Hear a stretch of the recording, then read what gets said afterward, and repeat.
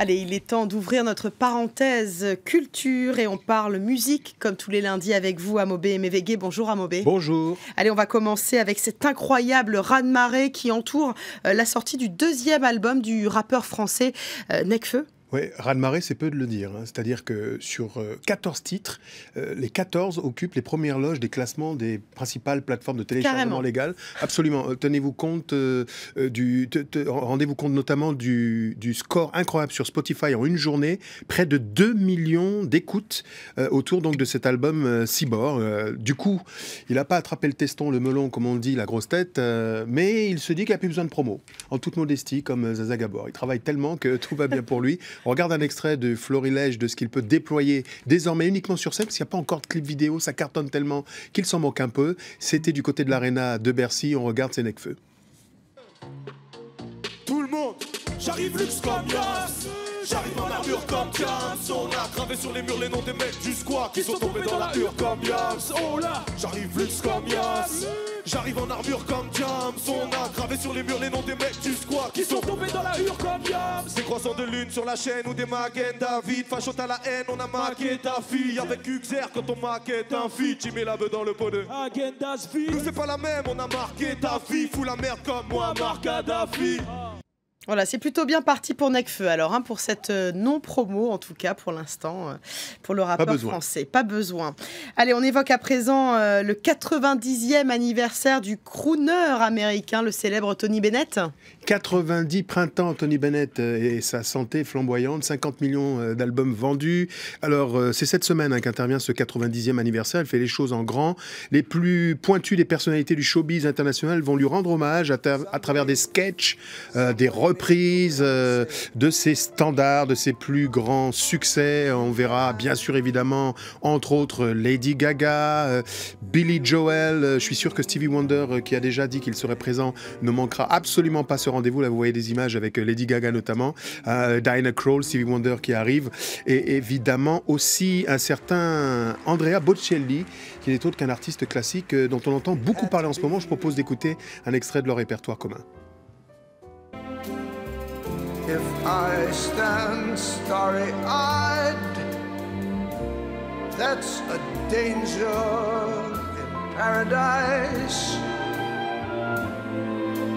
For mortals who stand beside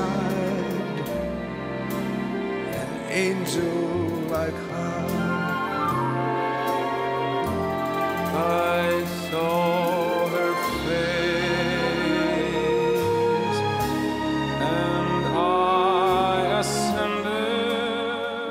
Andrea Bocelli et Tony Bennett. Monsieur Tony Bennett qui n'a pas besoin de publicité non plus, mais pas pour les mêmes raisons. Effectivement, joyeux anniversaire alors à ce crooner américain.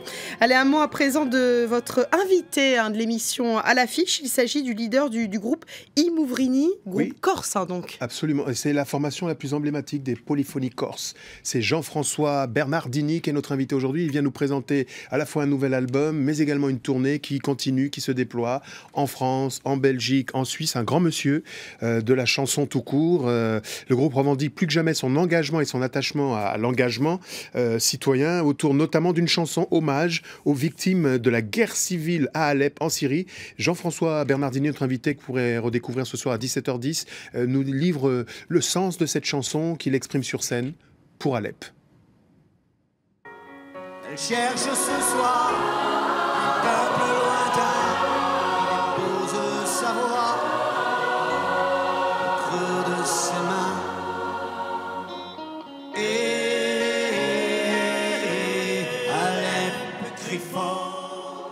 C'est un album largement inspiré par les enfants, largement inspiré par la planète et par la conscience planétaire. Comment justement parler de ces choses que l'on dirait complexes en les simplifiant. C'est cela l'exigence de l'exercice. Donc on sait, le thème c'est la planète, bien évidemment, avec tous les défis qu'elle a face à nous. Et c'est en même temps dire comment on donne aux jeunes générations, à ces enfants-là qui nous inspirent, comment on donne des horizons, des issues, des sillons sur les chemins des paysans du monde et dire je veux être de cela, je veux être de cette graine-là. Donc ce sont des graines de conscience et puis des petites graines de lumière qu'on a voulu écrire dans cet album Pianeta.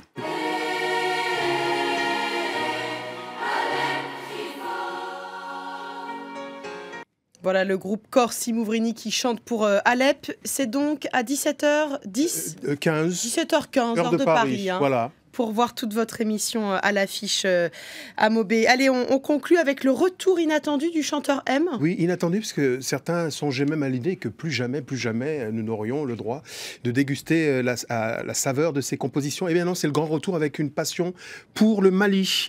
Un album absolument, s'appelle L'Amo Mali, disponible sur les plateformes. C'est le Bal de Bamako. On écoute, c'est avec Fatoumata Diawara, le rappeur Oxmo Puccino. Il y a également Toumani et Sidiki Diabaté. On écoute, c'est électro-funky et ça pulse. M.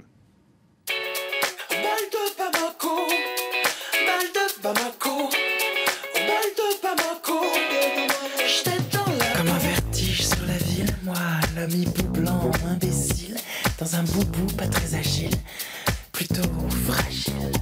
J'ai comme les doigts dans la prise, te voir danser m'électrise, peut-être même que ça m'érotise, que j'idéalise. Voilà la tournée début février et on dit Iniche, merci du côté du Mali. Merci Iniche, alors Amobe Mélégué pour cette parenthèse musicale, merci à vous.